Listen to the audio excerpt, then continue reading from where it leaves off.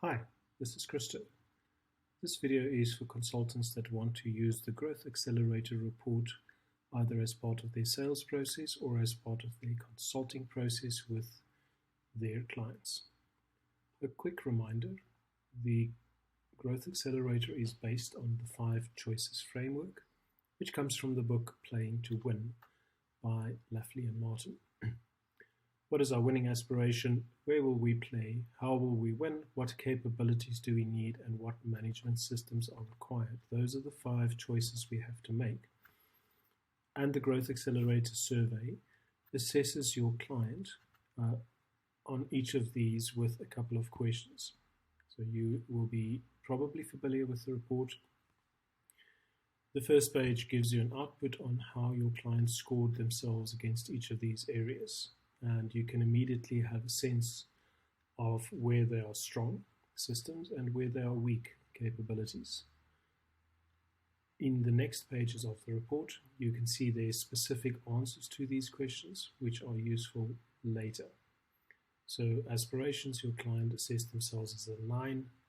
They assessed themselves as strong on culture, but weak on budget predictions and medium-term plans. And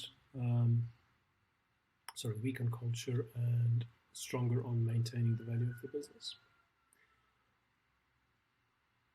The next useful page at an initial assessment level is this overall analysis, where you can see what your client's score is and the success rate percentage.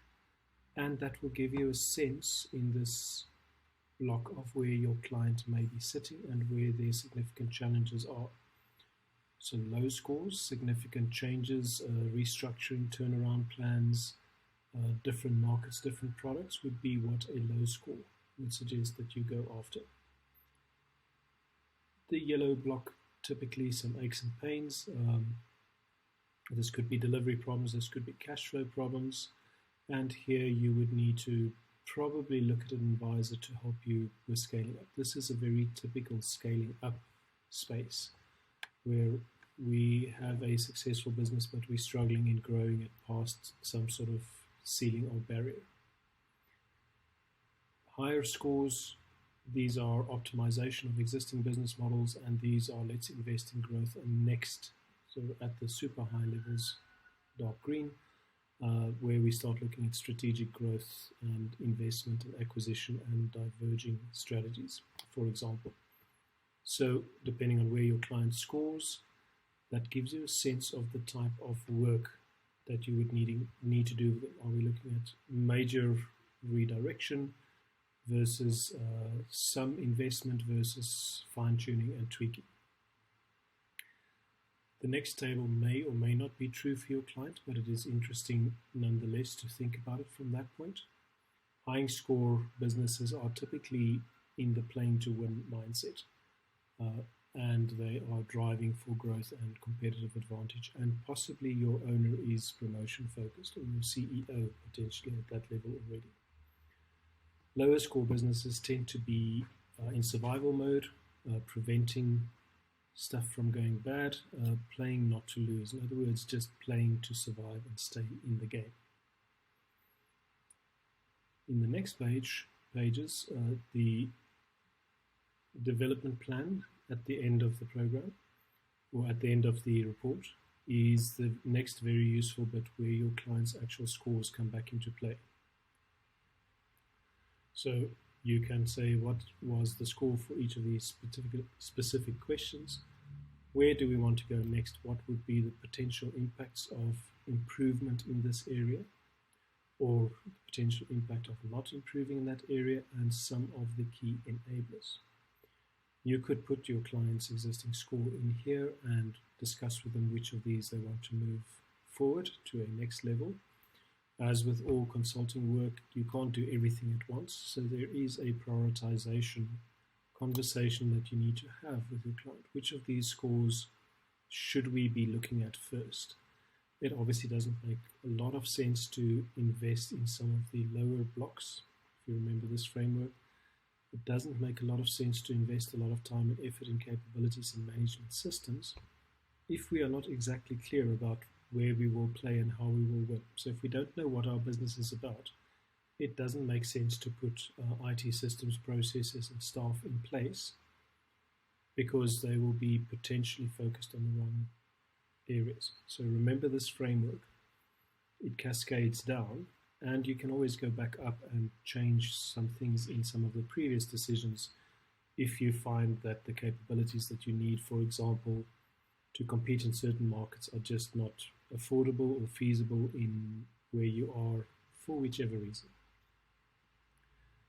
So take your client's existing scores and have a conversation about which are the ones that need to be improved over the next 12 to 18 months of your engagement. And as a sort of a bit of a help, here are some of the things that you could do for each of those areas to move your client to the next level.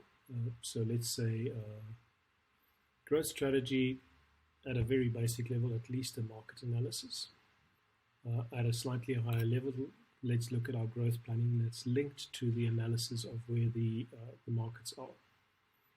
At the next level, we could look at a product and marketing plan, sales plans, linked growth plans, and at the top level, in terms of growth strategy, blue ocean strategic planning or any other similar tools.